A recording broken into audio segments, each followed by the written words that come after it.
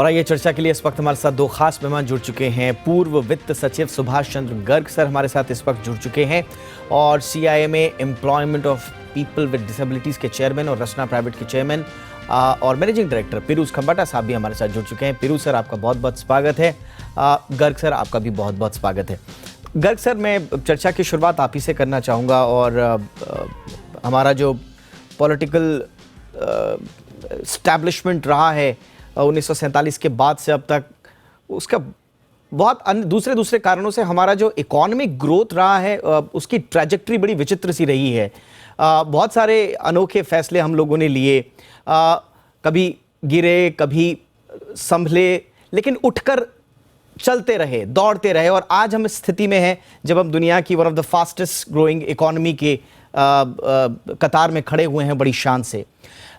इस पूरी जर्नी को, 75 साल की जर्नी को आप किस तरह से आंकते हैं सर, और जो ट्रैजेक्टरी रही है क्या वो संतोषजनक रही है सर?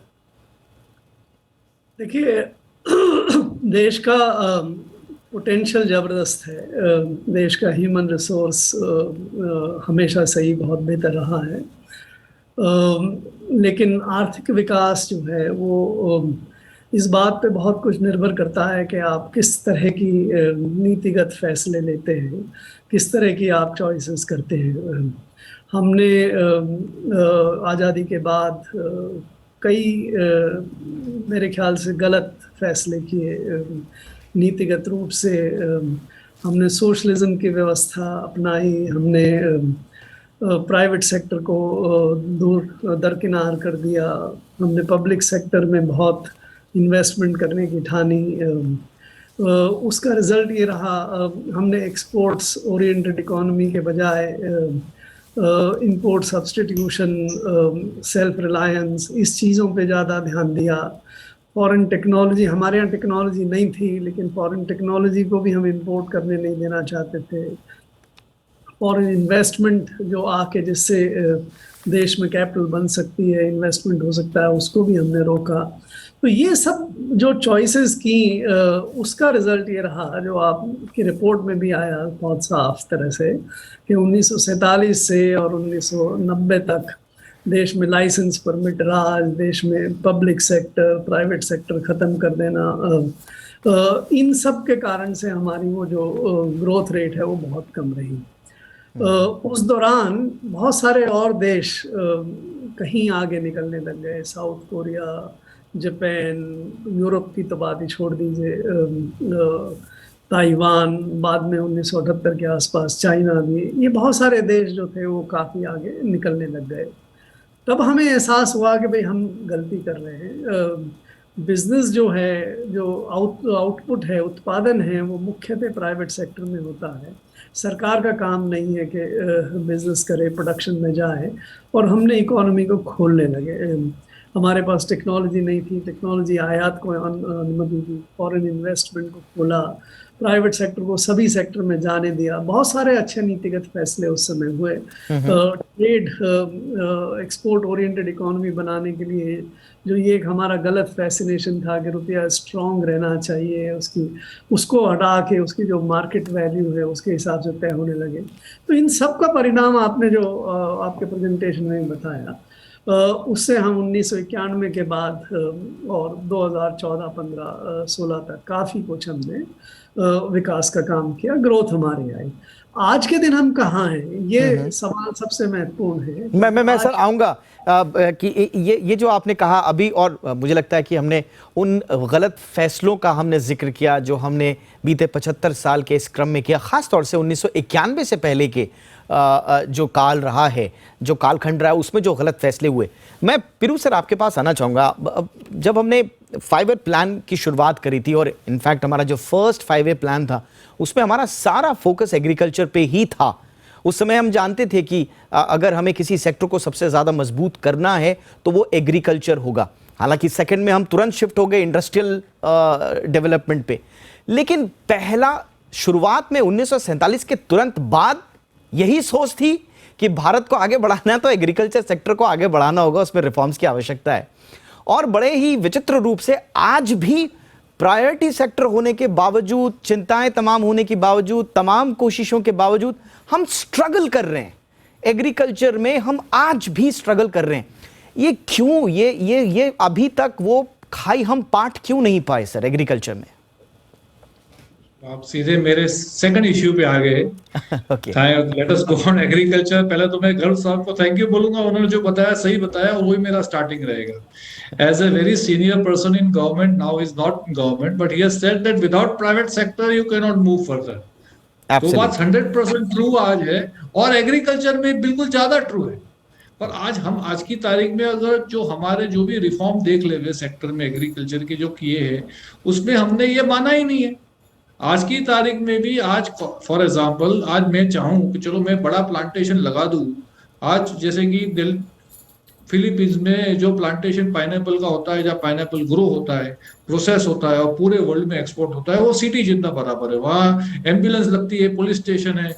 ऐसा प्लांटेशन में लगा पाऊंगा इंडिया में? मेरे को कोई लगाने देगा?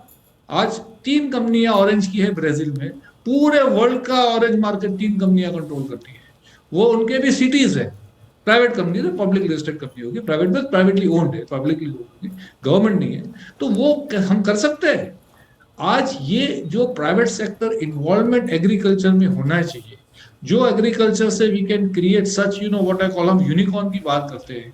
मैंने अभी किसी को बताया, ये जो स्टार्टअप यूनिकॉर्न है वो कितना फायदा देश को पहुंचाते हैं। ना वो देश में पैसा लाते हैं, देश में पैसा ले जाते हैं एक्चुअली, और ना वो उससे रियल रूरल इंफ्रास्ट्रक्चर क्रिएट हो रहा है। मैं किसी के नेगेटिव नहीं कर रहा हूँ, अच्छे है वो भी यूनिफॉर्म, मैं नहीं कहूँगा। हमको एग्री यूनिकॉर्न की जरूरत है। हम एग्री इंफ्रास्ट्रक्चर में, एग्री में डाले पैसे, एग्री इंफ्रास्ट्रक्चर में डाले, वहां प्राइवेट सेक्टर कंट्रीब्यूशन क्यों नहीं हो रहा है? आज बड़े बड़े लोग कहते हैं मेरे को टेलीकॉम में आना है, सबसे बड़ी दुनिया की कंपनियां बोलती है। कोई कहते हैं, बड़े लोग बोलते हैं आपको पेट्रोलियम में आना है। ऐसी बड़ी कंपनियां क्यों नहीं भागती? मैं एग्रीकल्चर में आ जाऊं, एग्री रिलेटेड प्रोडक्ट्स में आ जाऊं, फूड प्रोसेसिंग में आ जाऊं, एक्वा मरीन कल्चर में आ जाऊं, डेयरी में आ जाऊं। हमने वहां ऐसा क्यों बना के नहीं रखा कि वो लोग आए? जब वो लोग आएंगे, बड़ी बड़ी डेयरियां बनेगी, बड़े बड़े फूड प्रोसेसिंग प्लांट बनेंगे, बड़े बड़े एग्री कॉम्प्लेक्स बनेंगे, तब जाके आप जो बता रहे होगा। और सबसे बड़ा फायदा ये होगा कि फार्मर की तो इनकम 100% डबल हो जाएगी, बिकॉज कोई भी आएगा तो कोई फार्मर को बंद नहीं करने वाला है। कोई फार्मर कोई वही फार्म करेगा, कोई कंपनी फार्म नहीं करने वाला, फार्मर ही फार्म करेगा ना, उसकी कोई जगह लेने वाली। बिल्कुल उसकी जगह। एग्रीकल्चर एक अपने आप में कितना बड़ा स्पेस है कि उसकी जगह तो रिप्लेसमेंट तो कोई, वहीं जाकर आपको सर्जरीज करनी पड़ेंगी, रिफॉर्म्स करने चाहिए।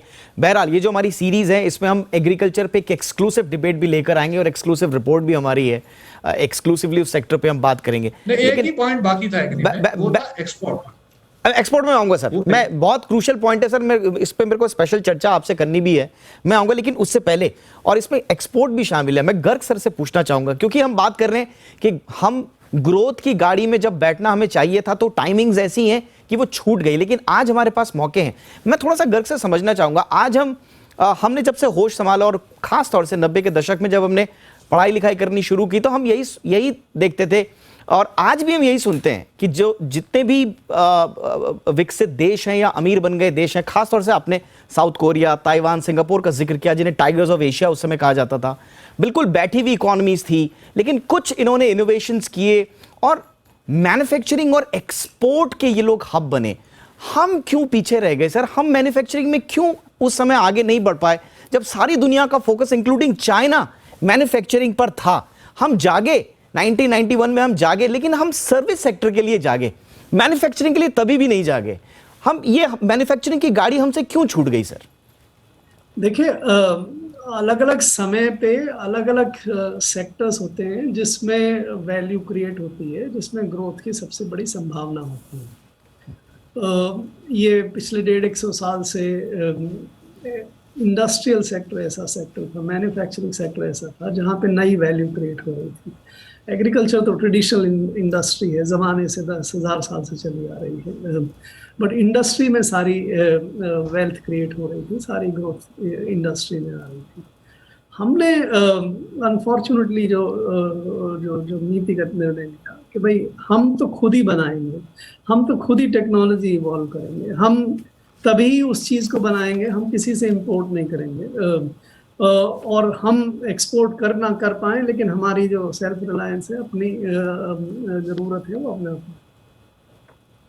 ये एक बिल्कुल गलत स्ट्रेटजी थी, और ये आज भी गलत स्ट्रेटजी है, क्योंकि आप इंडस्ट्री नई टेक्नोलॉजी थी उस समय, नई टेक्नोलॉजी से ही कॉम्पिटिटिव रूप से आप उत्पादन कर सकते थे, चाहे टेक्सटाइल में हो, चाहे पावर में हो, चाहे मशीन मेकिंग में हो, हैवी इंडस्ट्री में हो, किसी भी चीज़ में हो, एल्यूमिनियम, स्टील। तो नई टेक्नोलॉजी, नई इंडस्ट्री अगर आप एस्टेब्लिश नहीं करेंगे और ग्लोबली कॉम्पिटिटिव आधार पे आप एस्टेब्लिश नहीं करेंगे तो आप आगे नहीं बढ़ पाएंगे। और यही हुआ। हमने ऑटोमोबाइल्स को लग्जरी डिक्लेयर कर दी, हमने बहुत सारी इंडस्ट्री स्मॉल स्केल के लिए रिजर्व कर दी कि ये छोटे ही बना पाएंगे, कोई और बना नहीं पाएगा। तो बहुत सारे जो गलत डिसीजंस हुए उससे हम इंडस्ट्रियल रिवोल्यूशन में और इंडस्ट्रियल एज में पिछड़ गए। अब समय बदल रहा है। अब आज आप 1950 की जो इंडस्ट्री की पोटेंशियल थी वो आज इंडस्ट्री की पोटेंशियल नहीं है। आज दुनिया में इंडस्ट्रियल सेक्टर में काफ़ी कुछ उत्पादन इतना हो चुका है कि ग्लोबल डिमांड और कैपेसिटी और सप्लाई में ज़्यादा इम्बैलेंस नहीं है। आज आप बहुत एक्सपोर्ट करके चीज़ों का, गुड्स का, आप आज बहुत आगे नहीं बढ़ सकते। आज पोटेंशियल किस में है? आज पोटेंशियल है डिजिटल इकोनॉमी में। सारी दुनिया में डिजिटल टेक्नोलॉजी वैल्यू ऐड कर रही है। चाहे आप आर्टिफिशियल इंटेलिजेंस में जाएं, चाहे आप डेटाबेस टेक्नोलॉजीज में जाएं, चाहे आप टेलीकॉम में जाएं, सारा जो वैल्यू एडिशन है वो इन चीज़ों में ज़्यादा आ रहा है। और इनमें हमारे पास अगेन फिर बहुत अच्छी काबिलियत है। हमारे पास इंफॉर्मेशन टेक्नोलॉजी का टैलेंट है, फाइनेंस का टैलेंट है। तो आगे अगर अब हम बढ़ना है तो अब हम 50s और 60s की पोटेंशियल पे नहीं बढ़ सकते। अब हमें डिजिटल टेक्नोलॉजी, एनवायरमेंटल टेक्नोलॉजीज के लिए काम करना होगा। अगर हम वो पॉलिसीज आज अपनाते हैं तो हम दुनिया में आगे बढ़ पाएंगे। मैं थोड़ा सा क्लैरिफिकेशन चाहूंगा सर यहाँ पे। अब दो चीजें मेरे को समझ में आई। एक तो आपने जो सेल्फ रिलायंट की अवधारणा को कहा है कि ये उस तरह से ठीक नहीं है। आज के परिप्रेक्ष्य में भी आपने कहा उस समय भी नहीं थी और इस समय भी नहीं है। मुझे याद है कि F.A. हायग और B.R. शेनॉय जो इकोनॉमिस्ट थे उस समय के, उस समय उन्होंने जो फ्री मार्केट लिबरलाइजेशन के लिए कहा था, रेसिपी फॉर ट्रबल इंडिया के लिए। मैं आज उस समय का जो सेल्फ रिलायंट की जो अवधारणा थी उस परिप्रेक्ष्य में मैं समझ सकता हूं इस चीज को कि इंडिया एक बहुत बड़ा रिस्क ले रहा था। अभी हम खुद ही पैरों पर खड़े नहीं हो पा रहे थे और हम कह रहे थे कि हम पूरी दुनिया के लिए और इतने बड़े देश के लिए ऐसा वातावरण बनाएंगे कि हम सेल्फ रिलायंट हो पाएंगे। लेकिन आज के परिप्रेक्ष्य में आपको आत्मनिर्भरता का जो कॉन्सेप्ट है उसमें क्या प्रॉब्लम नजर आ रही है? सी, आप इसको इस तरह से देखना चाहिए। एक उदाहरण से मैं आपको समझा। आप एग्रीकल्चर पे काफ़ी देर बात करें। एग्रीकल्चर में हमारी आत्मनिर्भरता का क्या मायना है? क्या हम हर चीज़ जो है उसको देश में पैदा करें? जैसे एडिबल ऑयल है जिसमें हमारी कमी है, या हमारे पास पल्सेस की कमी है, तो क्या हम इन सब चीज़ों को भी पैदा करें अपने देश में ही?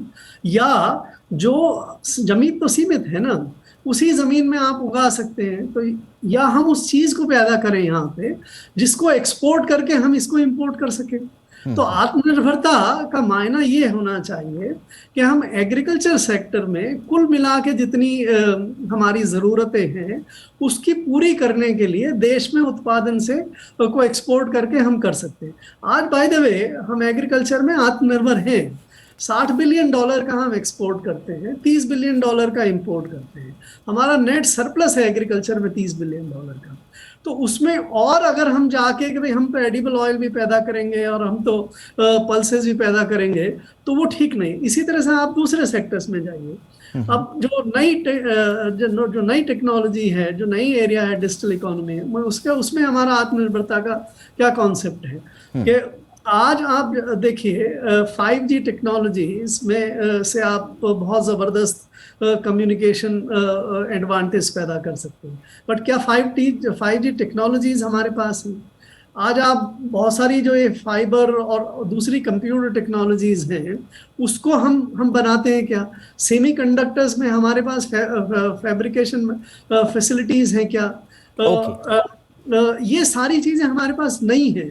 तो इसमें आत्मनिर्भर बनने में के लिए अगर हम जाएंगे तो हम वही गलती करेंगे जो 1950-55 में जो शेनॉय साहब कह रहे थे इंडस्ट्रियल टेक्नोलॉजी के लिए कर रहे थे। इसमें हमें इंपोर्ट करने में कोई दिक्कत नहीं होनी चाहिए, इंपोर्ट करके उस टेक्नोलॉजी में मास्टर करना चाहिए और फिर दूसरों से बेहतर टेक्नोलॉजी बना के हमें एक्सपोर्ट करने की एबिलिटी हासिल करनी चाहिए। Absolutely sir, absolutely sir. मुझे लगता है कि उस समय बी.आर. शेनॉय साहब के दिमाग में क्या चल रहा था हेवी इंडस्ट्रियलाइजेशन को लेकर और क्यों उन्होंने रेसिपी फॉर ट्रबल कहा था, आपने बहुत बखूबी उसको समझाया। लेकिन अब मैं वापस खंबाटा सर आपके पास आना चाहूँगा और जिस चीज़ का जिक्र आप कर रहे थे एक्सपोर्ट, बहुत सिंपल सा एक सवाल है सर। हम बार बार कह रहे हैं कि अगर आपको दुनिया से कॉम्पीट करना है और दुनिया के मार्केट में उतरकर अपनी ग्रोथ को चारों तरफ एक ऐसी रफ्तार देनी है कि दुनिया में आपको नंबर 1 खड़ा कर दे, तो उसके लिए आपको एक्सपोर्ट बेस्ड होना पड़ेगा। अभी हम कंजम्पशन बेस्ड हैं, इम्पोर्ट इन्वर्टेड लुकिंग हम बहुत ज़्यादा हैं। एक्सपोर्ट बेस्ड अर्थव्यवस्था बनने में हमें कितना समय लगेगा और अगला जो 25 साल का आउटलुक है उसमें आप भारत की तस्वीर क्या देखते हैं? चलो, बहुत बढ़िया क्वेश्चन है। उसका जो उदाहरण है कि हमने एक्सपोर्ट में लास्ट 1 साल में रफली 23-24% तो ग्रोथ ले लिया है। अगर यही ग्रोथ चलता रहा तो we are almost like doubling every 2 to 3 years, 3 years में डबल हो जाएगा। तो we are on the right track. पर सामने इंपोर्ट भी इतना ही ग्रो हो रहा है, इसलिए मेरा हमेशा मानना है कि नेट एडिशन कितना हुआ और हर कैटेगरी में, आज एग्री में हमने बात सही है, हमारा एक्सपोर्ट इंपोर्ट से ज्यादा है, पर ऐसी बहुत सी कैटेगरी है जो रिवर्स जा रही है। तो मेरे हिसाब से the right way to see it कि हम हर कैटेगरी में कितना पॉजिटिव वैल्यू एडिशन कर सकते हैं। आप पेट्रोलियम को भूल जाते हैं, जेम्स एंड ज्वेलरी को भूल जाते हैं, वो इंपोर्ट तो चलो होना है, वो अपने आप जाएगा। वो जो नॉन पेट्रोलियम प्रोडक्ट है, नॉन ज्वेलरी प्रोडक्ट है, उसका भी इंपोर्ट हमको कैसे कम करना है, जो हम चीज बना सके इंडिया में, हम क्यों बाहर बिकाए। और एडिबल ऑयल एक सही एग्जाम्पल है।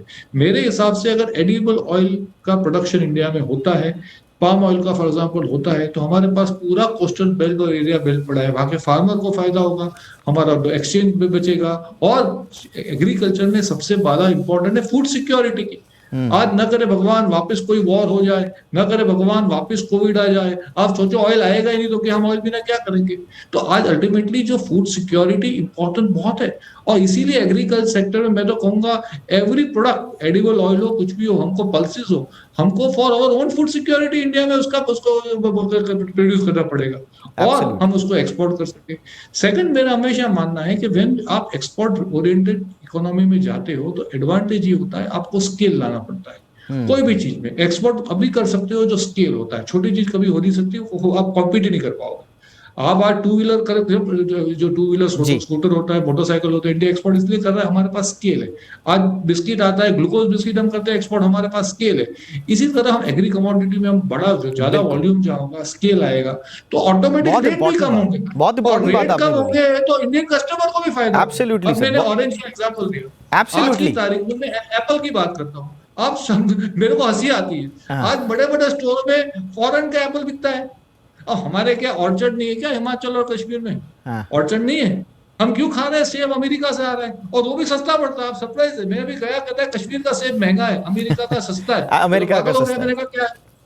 तो इसका एब्सोल्युटली सर, ये एक्सपोर्ट एक ऐसा, बिल्कुल एक ऐसा सब्जेक्ट है। आपने स्केल की बहुत इंपॉर्टेंट बात बोली, और मुझे लगता है कि वैरायटी तो हमारे पास है स्केल अप करने के लिए सारी चीज़ों को, लेकिन स्केल के साथ साथ वैरायटी का भी होना बहुत इंपॉर्टेंट है। रिसेंटली हमने बांग्लादेश का एग्जाम्पल देखा है, टेक्सटाइल पूरी इकॉनमी टेक्सटाइल बेस्ड हो गई, और जैसे ही पैंडेमिक आया उसके बाद IMF के पास जा रहे हैं, 70 to 80% जो वहाँ की इकॉनमी है वो पूरी की पूरी एक ही चीज़ पे टेक्सटाइल एक्सपोर्ट बेस्ड हो गई है। तो वैरायटी भी होना बहुत जरूरी है स्केल के साथ साथ। श्रीलंका में भी ऐसा ही था, एब्सोल्युटली सर, श्रीलंका की एब्सोल्युटली। तो मुझे लगता है यस सर, तो विविधता आना भी बहुत जरूरी है।